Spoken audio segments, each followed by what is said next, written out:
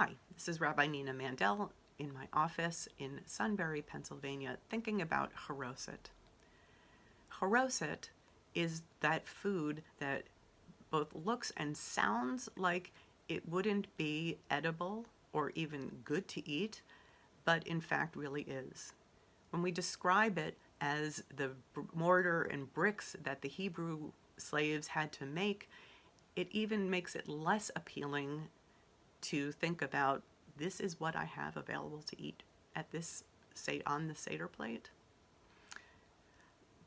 During this pandemic time, when so many of us are unable to get to stores and are finding ourselves looking in the refrigerator for food that is appealing to us, we're learning more and more about what it feels like to be food insecure and to face food scarcity.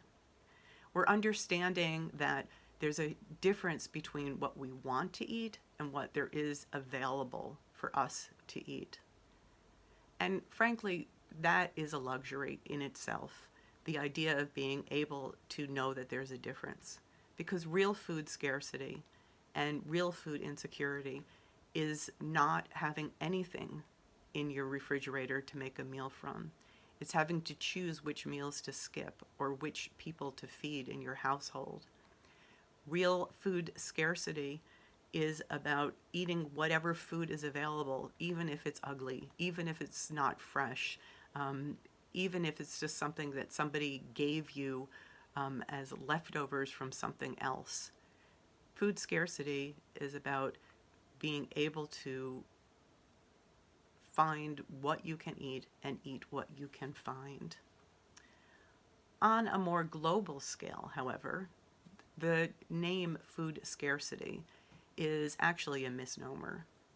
It isn't about not having enough food in the world. It's about how the food is being distributed. It's about the systems that don't account for the fair and equal distribution of the resources that we do have. In these last couple of weeks, I've been spending a lot of time mobilizing food resources and getting them to children and families who rely on the schools to keep them fed and nutritionally stable. And it was striking to think that in this time of pandemic, when closing down schools seemed so important as a preventative to spreading the virus, that one of the things that was stopping us was that we weren't going to have enough food and be able to feed all the children who rely on it. That's a broken system. That's a broken system that is not about food scarcity, but about how decisions are made to distribute the goods that we do have.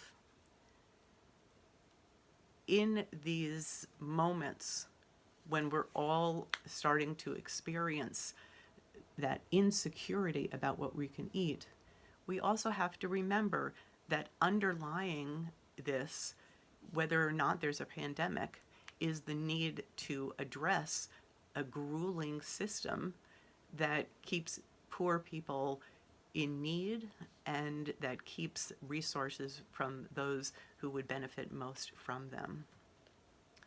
So back to charoset. Charoset may be a symbol of our enslavement. It is a symbol of hard work. It is a symbol of forced labor. But it is also a symbol of perseverance and the sweetness that can be found in perseverance and the courage that we can take to keep working towards changing the system so that when we say, let all who are hungry come and eat, we actually are able to provide for that. May your Passover be sweet and safe and healthy, and may you know liberation in all its aspects.